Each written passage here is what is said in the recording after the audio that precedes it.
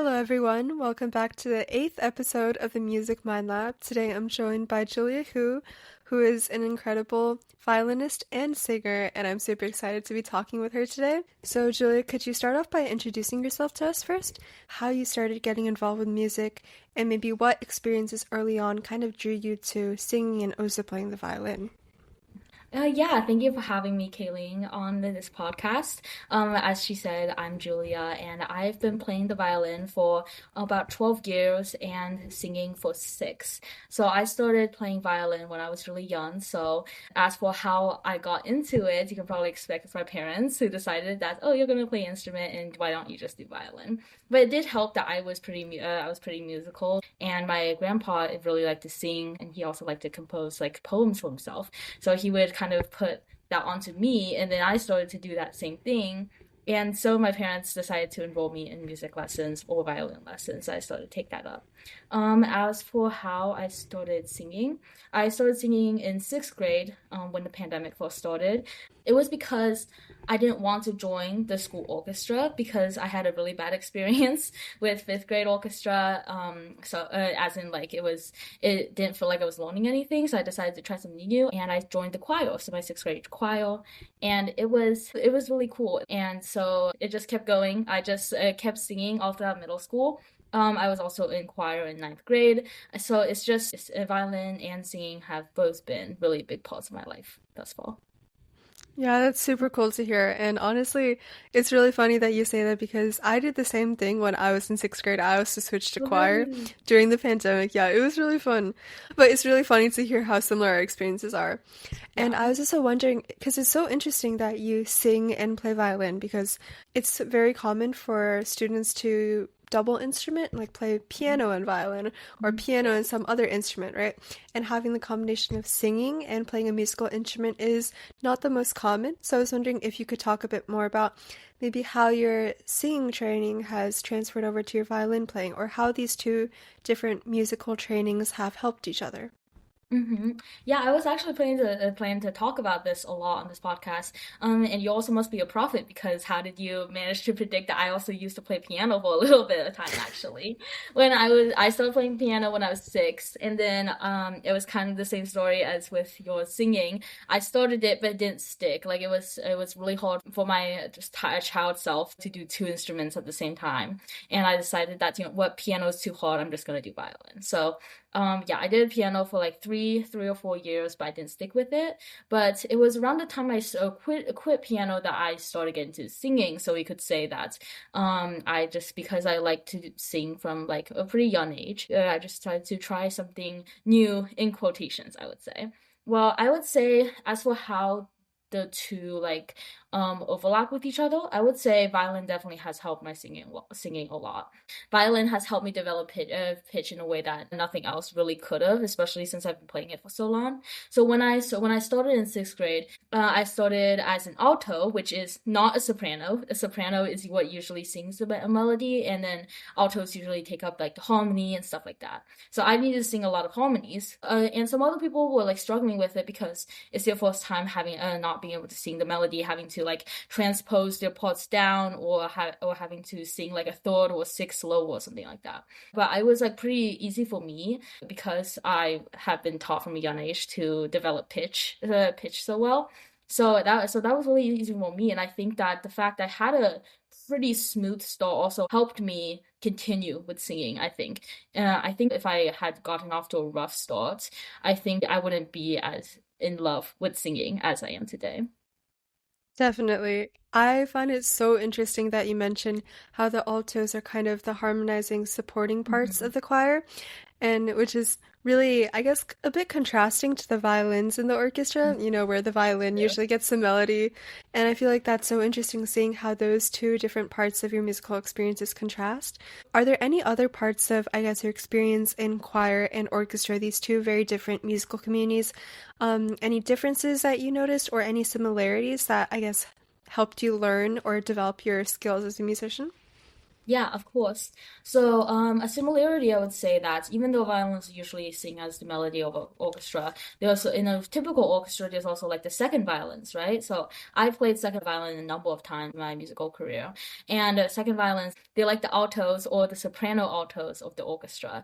Sometimes people say that second violins are like inferior or so, something to first violins, but I think that there's truly like amazing experience you can get with second violins, just like how an alto is not necessarily inferior to a soprano. Second violins also they can help you develop independence, you could say. If you're a second violin, you can't play that melody a lot of time because you're playing the harmony, right? So if you're a second violin, then you have to learn how to be independent from the melody that you always like loved so much, and you have to start playing this new harmony that you might grow to love even more. So I think that that's a similarity between violin and singing, the similarity between altos and second violins.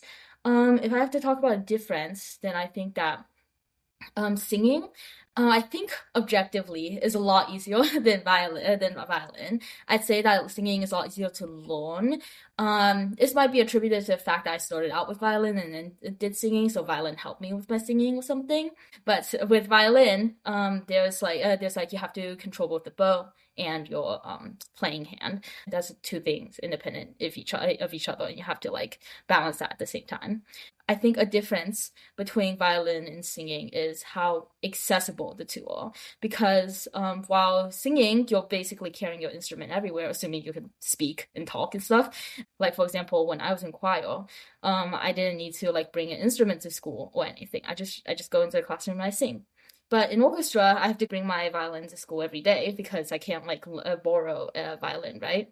That's like less accessible, and especially if your parents aren't willing or able to like support you doing an instrument, especially so early on, then like having like violins, cellos, like all those instruments, orchestral instruments and stuff, they're more expensive to play than singing, because singing you only have to pay for the lessons and whatever else, but for like instruments you have to pay for the instrument on top of all of that.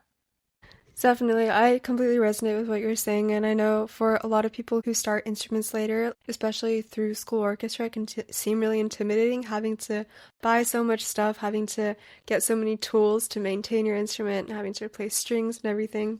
So that's definitely really interesting to hear your perspective as a singer. Like you said, being able to carry your instrument around everywhere.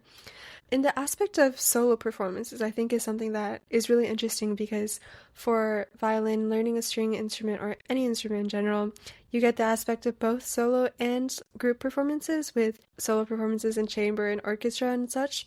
With your singing experiences, you started in choir, and that is also another form of group making music. So I was wondering, between individual and group music making, which one do you prefer and why?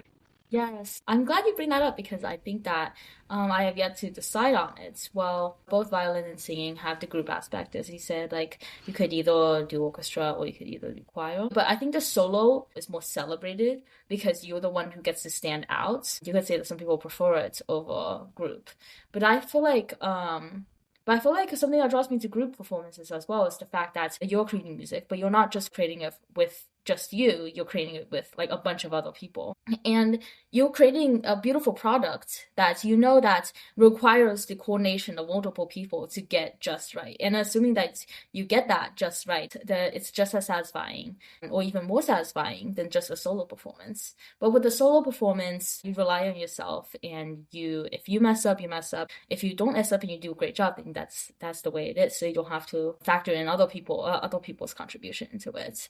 Some people might say that they prefer solo because it's wholly their own contribution. I've heard sometimes that in group performances, you can like mask your contribution, or you're not contributing as much, or you might make a mistake and then people won't really know. But I think that when you're in a group, assuming that everyone is singing just as loudly or playing just as loudly to create a cohesive product, then your contribution is not necessarily diminished by being in a group. I think that both solo and group performances have their own strengths. And that's why I haven't really decided on this question, but it's nice to be able to like lay all these thoughts out and such. Absolutely. And I just wanted to go kind of deeper into what you were saying earlier about having to coordinate so many parts going into a performance. And that's definitely true of both group and solo performances as well, having to prepare so much to get the final product. And I was wondering, do you have any specific strategies or lessons that you've learned over the years that have helped you either work in a group effectively and coordinate with so many people around you, or either if you're preparing for your own solo performances, I guess like practice tips, how you manage your performance anxiety, anything like that to help achieve this final product? Yeah, I'd say for solo performances, if I'm going to talk about practical aspects, I heard that you can like have hot packs in your pockets to put your hands into if you're nervous before like a violin performance and you're like super cold and like stiff and stuff. But I think that in terms of mindsets for I'm gonna say violin performances, in terms of mindsets, I think when you're performing, just act like you're practicing. In the days leading up to a performance, I would be practicing, but I don't have any stakes, right? So when I'm practicing, I would just practice and I do well in playing the piece, right? But I might feel jittery or like super nervous during a performance. But during a performance, if you just remember what you do when you're practicing, if you just act like it's a normal like practicing session, for me, that helps a lot. And it helps you not feel as jittery or like panicky in a way. As for group performances, how I like work with other people in a group, I think communication is key. An orchestra, there'll always be people, but like the principal makes a change in the music, and then they pass it down, stand after stand after stand. Like communication, that kind of communication is really key, especially when it's an important piece of information. Like here we want everyone to be taking a down bow instead of an up bow. So when you're performing, you don't be the one person who's taking an up bow and stuff. And I think really trusting yourself and having trust in others, especially the people you're going to be watching, like the people in front, is really like crucial to a successive, cohesive group performance. That's great advice. Thank you for that. I was wondering if we could kind of move on to the next topic of managing musical studies with other parts of your life. Definitely, since you also go to Lakeside, so you know how Yeah. rigorous the workload can be.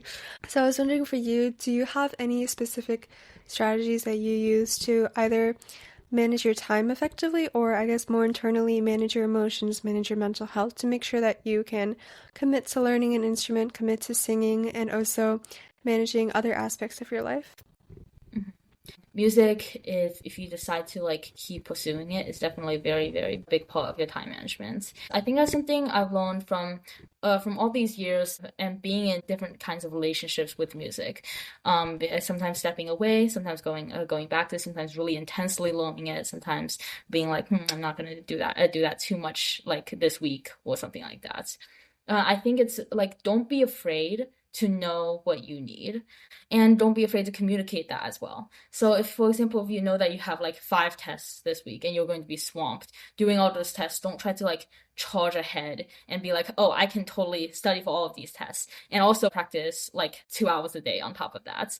I think it's good to leave yourself with a bit of space. I would tell my teacher, for example, hey, so this week I'm gonna be really swamped with tests and stuff. So I'm just letting you know that I might not be like making as much progress on the piece of music that I'm working with right now. Or I would like to maybe suggest something that's like smaller for me to practice on effectively this week.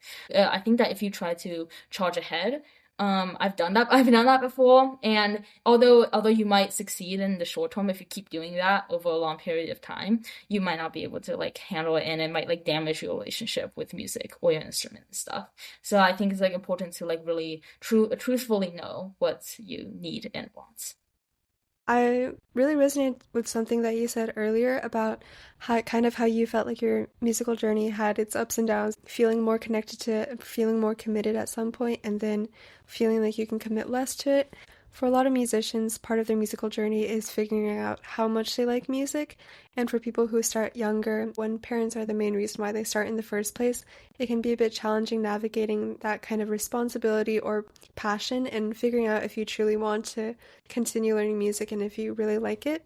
So I was wondering for you, especially since you mentioned that you did start early, was there any moment where you felt like you kind of decided, oh yeah, this is what I want to do, or alternatively, where you kind of had some internal thoughts about maybe this isn't what I want to do, and how did you navigate that? Yeah, for sure. So I did start piano early, and after a certain point, I realized that I don't like this as much as I like violin, and I don't think that I'm going to be able to sustain this for a long period of time. A lot of the reason was my parents, right? Because they started me in it. They were like, "Oh, you're so good at violin. You love violin so much, so why don't you try piano?" And then after a while, I realized that, and it truly sinks in once you realize I don't like the lessons anymore. You dread lessons, or you don't want to play it for like multiple days in a row, or like multiple weeks in a row. So I think that once that started setting in for me, I realized that yeah, it might be better to like step away from piano for a bit. Another thing I did want to say is that I've heard the phrase like, if you truly love something, you will want to do it every day. I don't think it's like necessarily very true, because I love violin. It's been such a big part of my life, and I love doing it. I want to do it. But there are some days where I don't want to do it. I feel like if I practice, then not much good will come out of it, or I don't feel like practicing in the moment. That doesn't necessarily mean that you don't love it anymore. Like, if you that continues on for like a few weeks, a few months, like you might like reconsider that. But I think that love for like an instrument has like its ups and downs, and it's okay to step away from it for a bit. Like, absence makes the heart grow fonder, you could say. If your heart is fond of the instrument and you want to keep doing it, then you'll find your way back to it. You'll want to keep practicing, and maybe like reevaluate how often you want to do it. Like, maybe want to do like every 2 weeks or something like that. But those are things you can do to ensure you have a consistently healthy relationship with your instruments. Because playing an instrument is kind of just a part of life, because sometimes you might not want to do it too much. Sometimes you really, really want to do it and you get into like flow state or something. Some of that can be made clearer if you like step away, or if you decide to talk with like your teacher or your parents. That doesn't mean that you don't love it anymore. It just means that you're like reevaluating for your own good and stuff like that. Because I've had moments like that before, where I'm like, maybe I should step away from this for a little bit and see how I feel. But in the end, like, I always come back to violin and singing, because for singing, I'm like one of those people who would sing incessantly in the car. And it's not like I'm always carrying a violin everywhere, but I always end up like, I want to play this piece. I want to keep improving at it. I want to just play the violin, feel the notes coming out, like that kind of stuff. So I think that that's the mark of like, yeah, I'm really stuck with it for life, I would say. Wow, that is so beautiful. That is really inspiring to hear. I really connect with that, especially what you were saying about how if you love something, then you will do it every single day. Especially since when I was younger, I questioned a lot if learning music was the right thing for me, since I thought if I truly love music, then I would just wake up and want to practice every day. But obviously, Yeah. that's not the case for anyone, really. So learning that is super important. I'm so glad you're saying that. So for the next question, I was wondering if you could speak a bit more about, I guess, competition or musical experiences where you've had to showcase your own performances. If you could talk about the process of preparing for those, and also maybe the process of performing. So what were some of the most memorable experiences you had, and what did you learn from those? Yes, I'd say that the process leading up to it, like, it always surprises me how long you can stay with a piece. Like, I think the longest I stayed with my core piece is like, was probably like, I feel like half a year. Like, it was a really long time. Preparing for competitions, it's pretty much the same as like practicing. You just want to get that piece as best as you can. But because it's a competition, you have to like compete with it. If you have accompaniment, then you would have to schedule rehearsals with your accompaniments. There's a bit more like mock rehearsals before, and you would like really refine that piece to make sure that you get that piece as prepared as you can for performance day.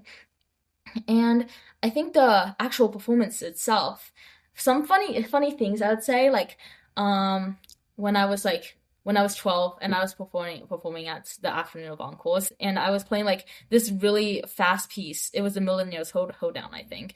And then in the middle of it, my one of my bow hairs snapped. And so now I was like playing really fast 16th notes with my bow hairs just flying all over the place. It was like, in hindsight, it really was not a big deal. Like, those things happen all the time. It's not like your string snapped and you really have to freak out about that.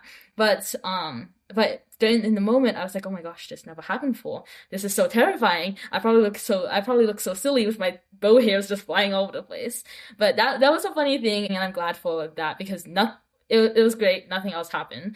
And I'd say that for competitions, I don't really like do competitions a lot. I would say that I'm more focused on like orchestral stuff. But I think for competitions, I would say like, for example, Solo Ensemble. Like that's a pretty big competition that happens every year.